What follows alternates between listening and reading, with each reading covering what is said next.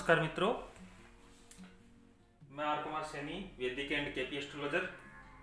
आज एक वास्तु का वीडियो लेके आया हूं मैं आपके साथ, जिसमें अपन चर्चा करेंगे कि घर का ढलान है वो कौन सी दिशा के अंदर होना चाहिए, जिससे अपन के घर के अंदर सुख शांति समृद्धि धन संपदा स्वास्थ्य का लाभ बना रहे। ये मान लीजिए पूर्व दिशा है, ये पश्चिम है और ये उत्तर दिशा है और ये दक्षिण दिशा है। पूर्व पश्चिम उत्तर दक्षिण एक एग्जांपल के तौर पे मान लीजिए। अब जैसा कि अपन जानते हैं कि पूर्व और उत्तर के बीच में जो ईशान कोण है, ईशान, इस कोण के स्वामी है वो है बृहस्पति यानी गुरु ग्रह। और सौर मंडल के अंदर सबसे भारी जो ग्रह है वो है गुरु ग्रह। इसके अपोजिट यानी नैऋत्य कोण,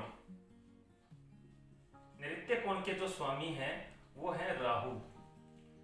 जैसा कि ज्योतिष के अंदर बताया गया है कि राहु का प्रत्यक्ष के अंदर कोई शरीर नहीं होता है, ये सबसे हल्का स्थान होता है। तो दिशाओं के इस बल को यानी इनकी वास्तु के अनुसार इनके सामंजस्य को बिठाना बहुत जरूरी होता है।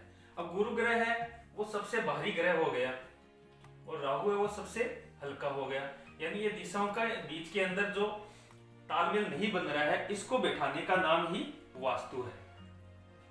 तो मित्रों, करना क्या होता है कि जो ये हल्की ग्रह जगह है घर के अंदर, दक्षिण और पश्चिम के बीच की जो दिशा है नैऋत्य कोण जिसको बोलते हैं, उसको आपको भारी करना है। यानी अगर ये प्लाट है आपका, इस तरह का प्लाट है, तो इस जगह पे आप मिट्टी डाल के इसको भारी कर सकते हैं, या इसकी जो दीवार है वो बड़ी या भारी करके इस दिशा को हमेशा भारी रखना चाहिए।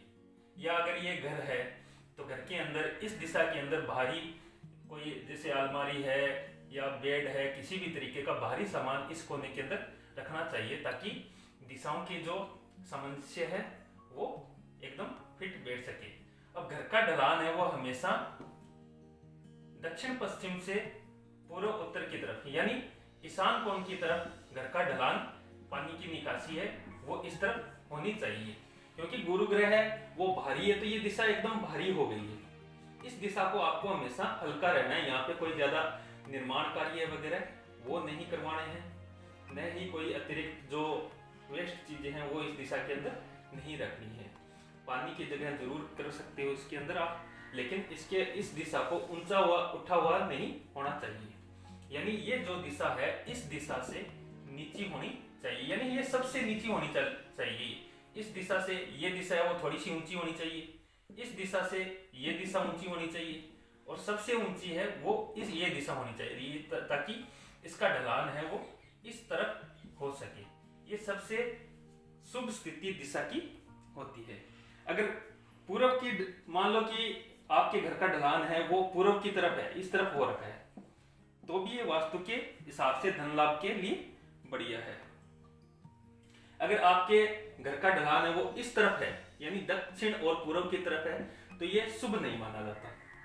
यानी आपके घर का पानी है वो इस दिशा के अंदर बह रहा है, तो वो वास्तु के अनुसार आपके घर का ढलान है वो सही नहीं है। अगर आपके घर का ढलान है वो दक्षिण की तरफ हो रखा है, ये भी दुखदायक है। घर के किसी न किसी सदस्य को बीमारी का या किसी अन्य चीज का भय हमेशा बना रहेगा।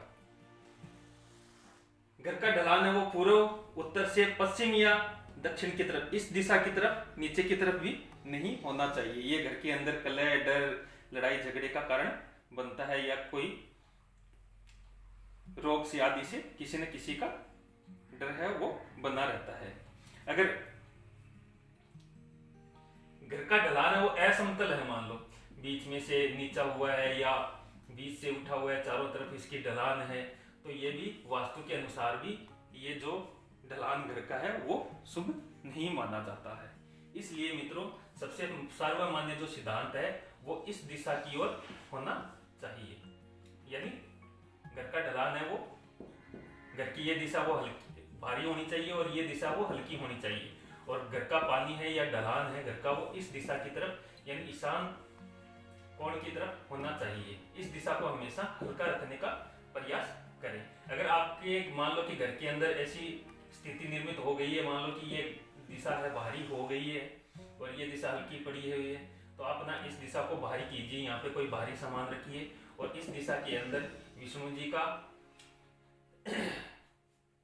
एक तस्वीर है जो फ्रेम के अंदर लगा के जरूर लगाइए, ताकि आपका थोड़ा सी उसके अंदर राहत मिल सके।